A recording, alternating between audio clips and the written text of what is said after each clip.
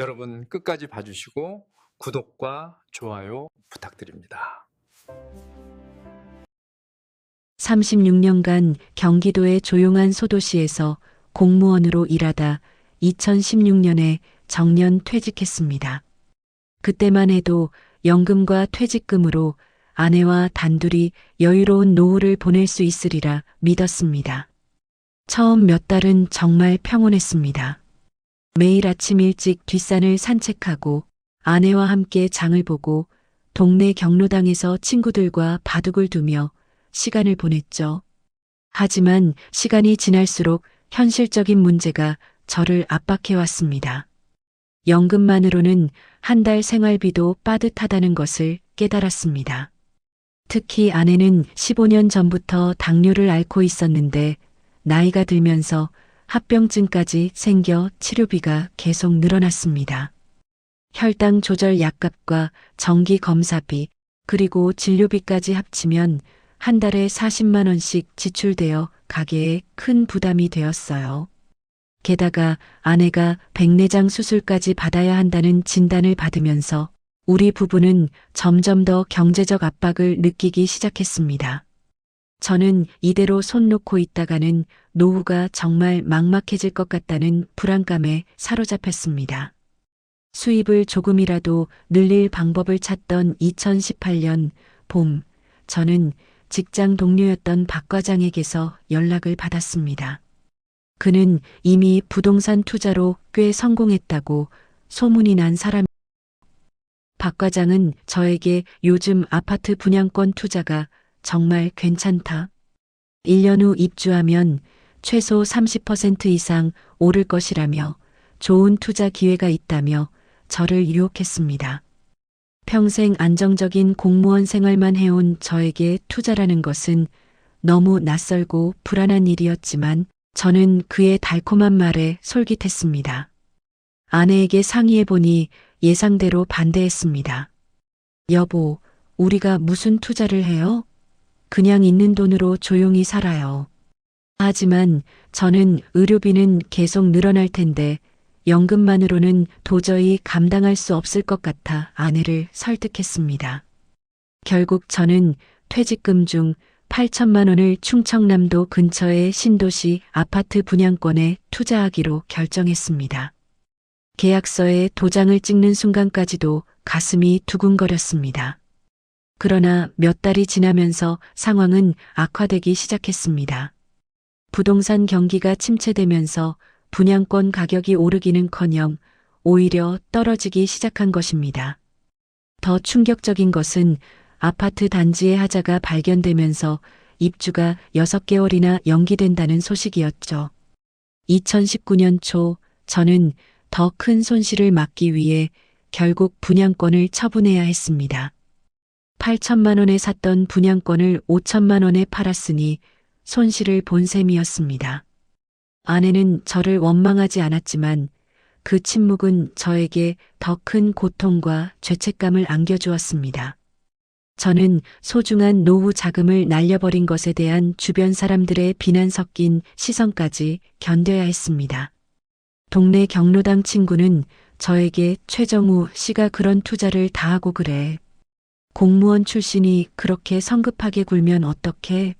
라며 비아냥거렸습니다. 저는 자식들에게도 차마 이 사실을 말할 수 없었습니다. 이 첫 실패는 저에게 노후를 지키려면 상식적인 투자로는 안 된다는 강력한 위기감을 안겨주었습니다. 첫 투자 실패로 3천만 원이라는 큰 돈을 잃은 후 저는 매일 산책을 계속했습니다.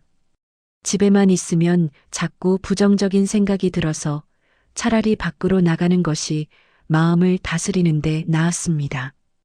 2019년 가을 저는 평소보다 조금 더 멀리 걸어갔다가 충청남도의 한적한 도로변에 있는 넓은 땅을 우연히 발견했습니다. 900평 정도 되어 보이는 꽤 큰 규모의 토지였습니다. 그 땅은 메인 도로에서 불과 50m 정도 떨어진 곳에 있었고 주변에는 상가들과 주택들이 즐비했죠. 이렇게 좋은 입지에 있는 땅이 왜 개발되지 않고 건물 하나 없이 풀만 무성하게 자라고 있을까 하는 의문이 들었습니다. 호기심이 생긴 저는 근처 부동산 중개업소 몇 곳을 찾아가 봤습니다. 하지만 어느 중개업소를 가도 그들의 대답은 똑같았습니다. 그들은 그 땅 말씀이세요? 거기는 문화재 보호구역이라서 개발이 안 돼요라고 단언했습니다.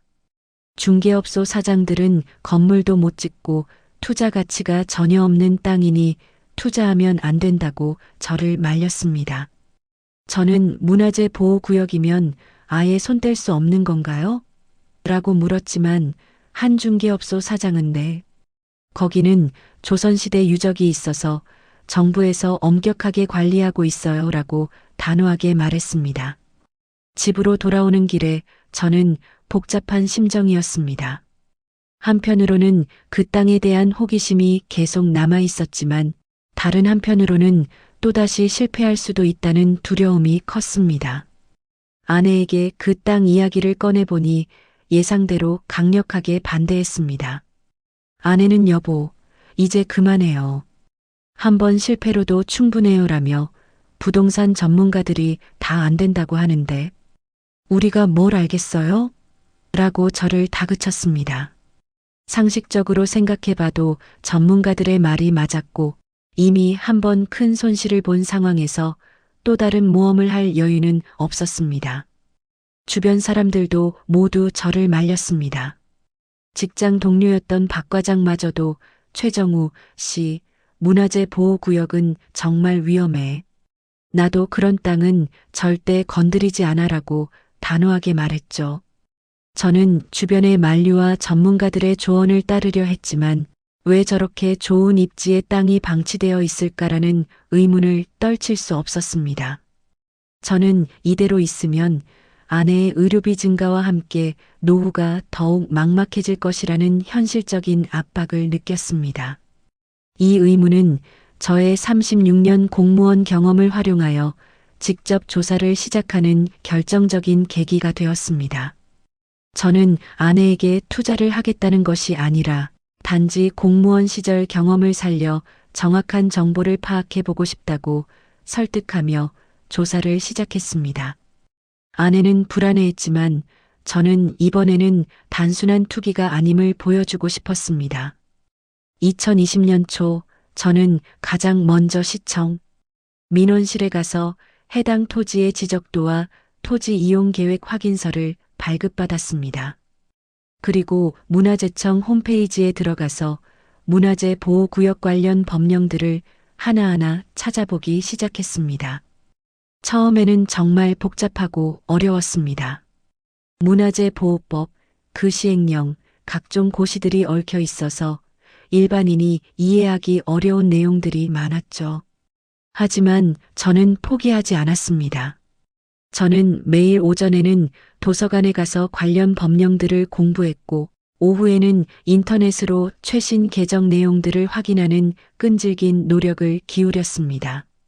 한 달 정도가 지났을 때 저는 뭔가 이상한 점을 발견했습니다. 문화재 보호구역이라고 해서 모든 개발 행위가 금지되는 것은 아니라는 사실이었습니다. 구역 등급에 따라서 허용되는 행위가 다르고 특히 기존 건축물의 개축이나 일정 규모 이하의 신축은 가능한 경우가 있었습니다.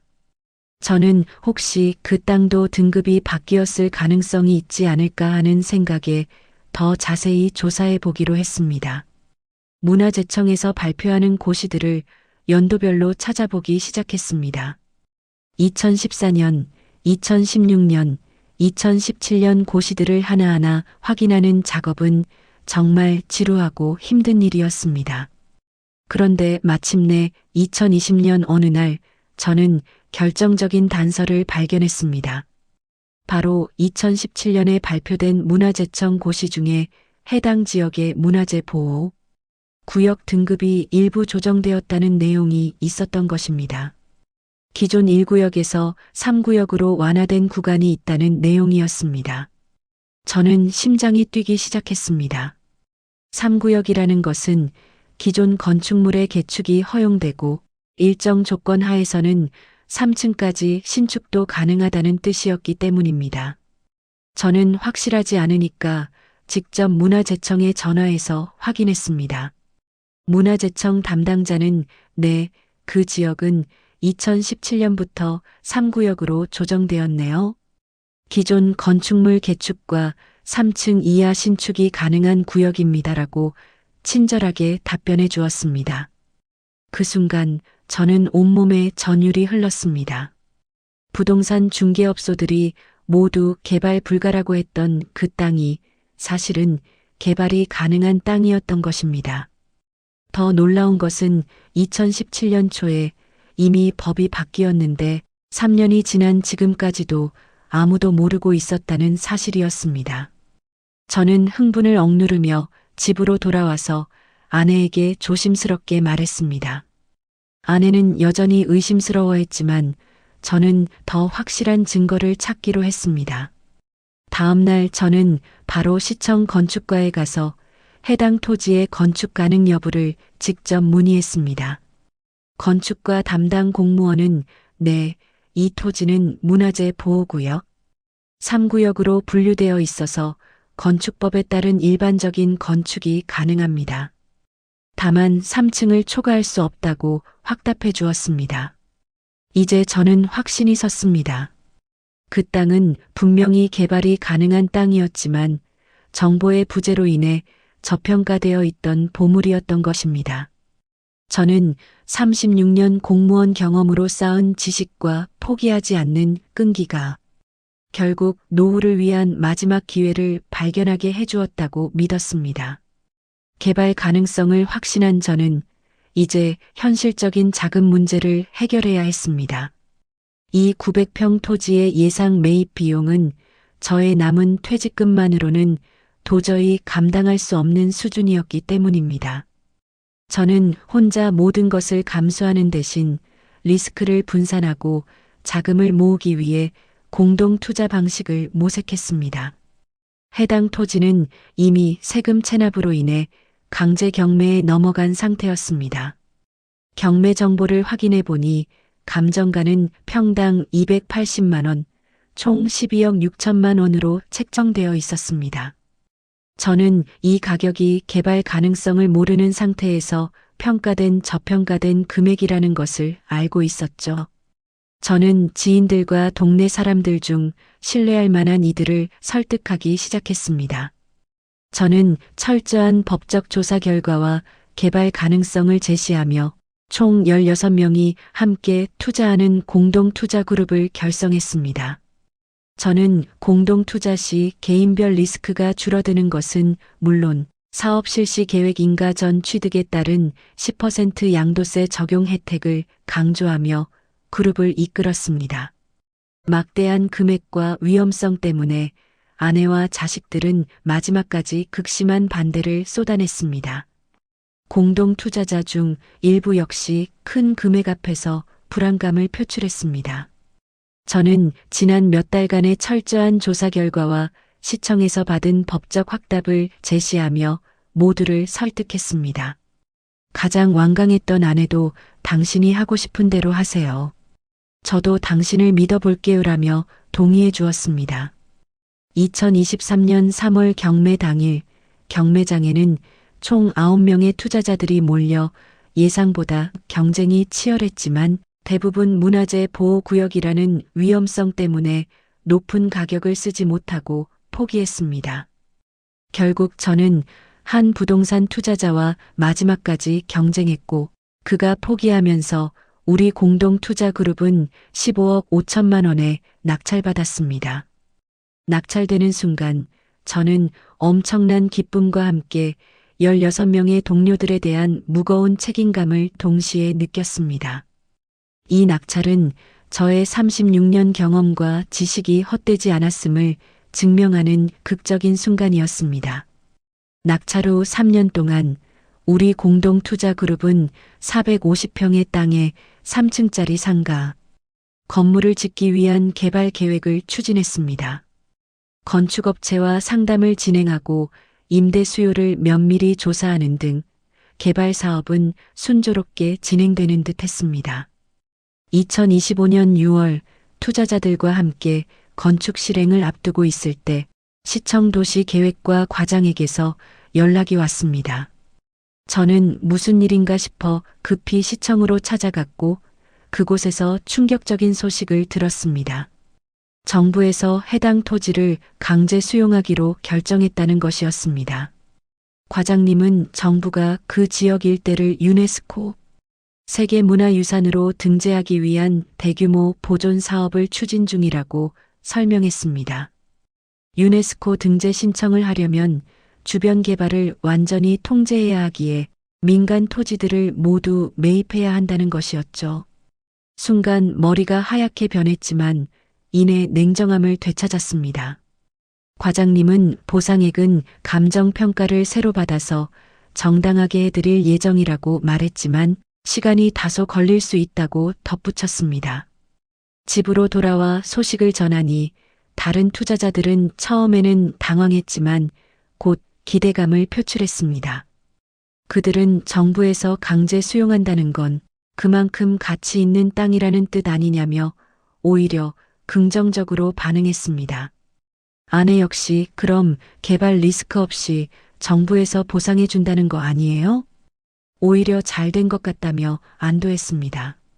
저 역시 우리가 직접 개발할 때 발생할 수 있는 건축비와 시간, 리스크를 감수하지 않아도 된다는 점에서 좋은 일일 수 있다고 생각했습니다.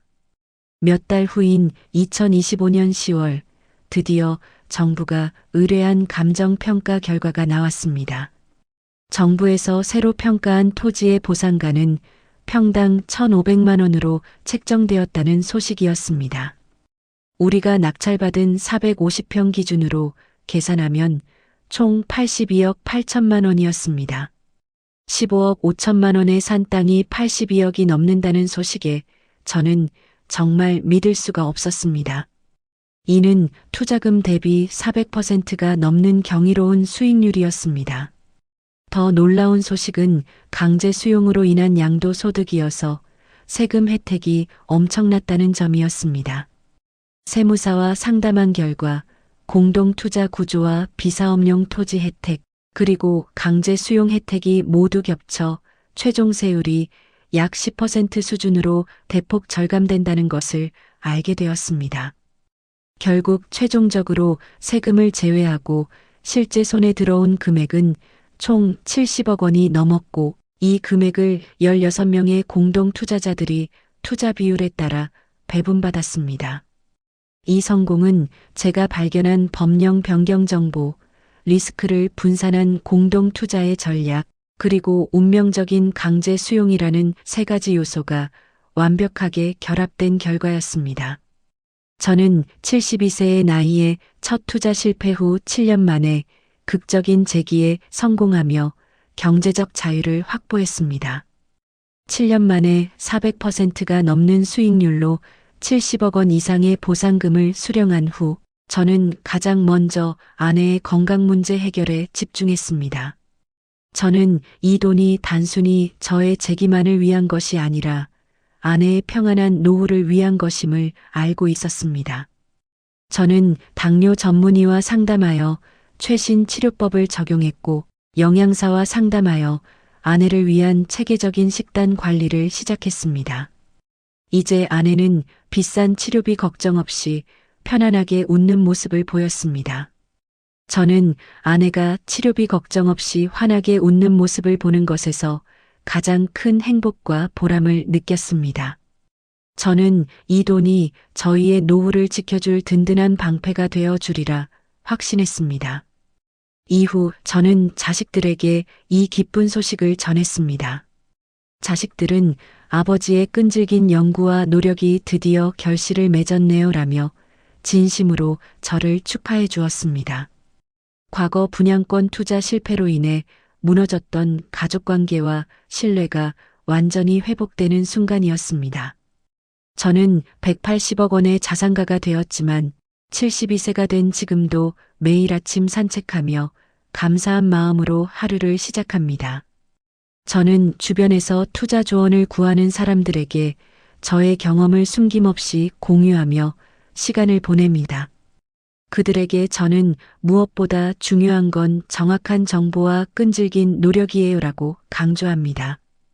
그리고 자신이 가진 경험과 지식을 믿는 것이 가장 중요하다고 말합니다. 저는 공무원 시절에 경험이 없었다면 법령 변경을 발견하지 못했을 것이고 아파트 분양권 투자 실패가 없었다면 그 땅에 관심을 갖지 않았을 것이라 회고했습니다. 특히 혼자 하기 어려운 일이라면 신뢰할 만한 사람들과 공동 투자를 통해 리스크를 줄이고 세금 혜택을 받는 것이 좋다고 조언합니다. 저에게 투자 조언을 구하는 사람들 엑스트라은 나이가 들어서도 새로운 도전을 할 수 있다는 것을 배웠다며 저에게 감사 인사를 전합니다. 저는 나이가 들었다고 해서 포기할 필요는 없으며 인생에는 언제든 새로운 기회가 올 수 있음을 저의 성공으로 몸소 증명했습니다. 72세에 시작한 저의 마지막 도전이 경제적 자유는 물론 가족의 행복까지 되찾아 주었습니다. 저는 이 모든 성공이 결코 운이 아니라 제가 36년간 쌓은 지식을 믿고 포기하지 않은 준비된 자에게 온 운이었음을 겸손하게 인정합니다. 저는 이제 경제적 자유를 넘어 제 삶의 태도와 가치를 완성한 진정한 승리자가 되었습니다. 저의 이야기가 나이가 많거나 자금이 부족하다고 생각하는 모든 분들에게 용기와 희망을 전달하기를 바랍니다. 저는 매일 아침 저의 지식을 믿고 도전했던 과거의 제 자신에게 감사하며 하루를 시작합니다. 저는 보상금 전액을 사치에 사용하지 않았습니다. 대부분 안전하고 보수적인 예금과 채권에 투자하여 안정적인 월 이자 수익을 확보했습니다. 이 이자 수익은 저의 연금과 합쳐져 아내의 치료비는 물론 저희 부부의 여유로운 노후 생활을 가능하게 했습니다. 저는 아내의 손을 잡고 이제 치료 걱정 안 해도 된다고 말했고 아내는 안도하는 표정을 지었습니다. 제가 발견했던 그 토지는 정부에 의해 아름다운 역사공원으로 조성되었고 저는 그 땅이 모든 시민에게 도움이 되었다는 사실에 뿌듯함을 느꼈습니다. 저는 경제적 자유뿐만 아니라 가족의 행복과 건강이라는 가장 소중하고 근본적인 가치를 되찾았습니다. 저는 180억 원의 자산가가 되었지만 72세가 된 지금도 매일 아침 산책하며 감사한 마음으로 하루를 시작합니다. 저는 주변에서 투자 조언을 구하는 사람들에게 저의 경험을 숨김없이 공유하며 시간을 보냅니다. 그들에게 저는 무엇보다 중요한 건 정확한 정보와 끈질긴 노력이에요라고 강조합니다. 그리고 자신이 가진 경험과 지식을 믿는 것이 가장 중요하다고 말합니다. 저는 공무원 시절에 경험이 없었다면 법령 변경을 발견하지 못했을 것이고 아파트 분양권 투자 실패가 없었다면 그 땅에 관심을 갖지 않았을 것이라 회고했습니다. 특히 혼자 하기 어려운 일이라면 신뢰할 만한 사람들과 공동 투자를 통해 리스크를 줄이고 세금 혜택을 받는 것이 좋다고 조언합니다. 저에게 투자 조언을 구하는 사람들은 나이가 들어서도 새로운 도전을 할 수 있다는 것을 배웠다며 저에게 감사 인사를 전합니다. 저는 나이가 들었다고 해서 포기할 필요는 없으며 인생에는 언제든 새로운 기회가 올 수 있음을 저의 성공으로 몸소 증명했습니다. 72세에 시작한 저의 마지막 도전이 경제적 자유는 물론 가족의 행복까지 되찾아 주었습니다. 저는 이 모든 성공이 결코 운이 아니라 제가 36년간 쌓은 지식을 믿고 포기하지 않은 준비된 자에게 온 운이었음을 겸손하게 인정합니다. 저는 이제 경제적 자유를 넘어 제 삶의 태도와 가치를 완성한 진정한 승리자가 되었습니다. 저의 이야기가 나이가 많거나 자금이 부족하다고 생각하는 모든 분들에게 용기와 희망을 전달하기를 바랍니다. 저는 매일 아침 저의 지식을 믿고 도전했던 과거의 제 자신에게 감사하며 하루를 시작합니다. 저는 36년간 쌓아온 공무원으로서의 경험과 지식이 헛되지 않았음을 증명할 수 있어서 정말 기뻤습니다. 공직 생활 동안 다루었던 복잡한 법령과 규정들이 결국 저의 노후를 지켜주는 가장 강력한 무기가 되어 주었습니다. 지금 돌이켜보면 이 모든 과정이 아파트 분양권 투자 실패, 법령 변경 발견, 그리고 정부의 강제 수용이라는 우연과 행운의 연속이었습니다. 하지만 저는 이 모든 행운도 제가 포기하지 않고 끈질기게 법령을 파헤쳤기에 찾아올 수 있었다는 것을 알고 있습니다. 저는 나이가 들었다고 해서 새로운 도전을 포기하는 것은 핑계일 뿐임을 제 삶으로 몸소 체험했습니다. 72세라는 나이는 도전의 장애물이 될 수 없었습니다. 저는 수많은 밤을 새우며 공부했고 아내의 걱정과 주변의 비아냥 속에서도 끈질기게 도전한 결과 지금의 안정을 얻었습니다. 저와 아내는 평화롭게 마당에서 차를 마시며 환하게 웃는 모습을 자주 보여줍니다. 저는 투자는 단숨에 끝내는 결승점이 있는 마라톤이 아니라 계속되는 과정이며 가장 중요한 것은 실행력이라고 생각합니다. 완벽한 지식이 없더라도 현장 경험과 실행력을 갖추는 것이 중요합니다. 이 이야기는 72세의 평범한 퇴직 공무원이 자신의 지식과 용기를 믿고 성공한 투자의 최종 교과서입니다. 저는 이제 경제적 자유를 넘어 제가 살아온 삶의 태도와 가치를 완성한 진정한 승리자가 되었습니다. 저는 앞으로도 제 투자 여정을 계속하며 그 과정에서 얻은 인사이트들을 같은 꿈을 가진 분들과 계속 나누고 싶습니다. 저의 이야기가 나이가 많거나 자금이 부족하다고 생각하는 모든 분들에게 용기와 희망을 전달하기를 진심으로 바랍니다.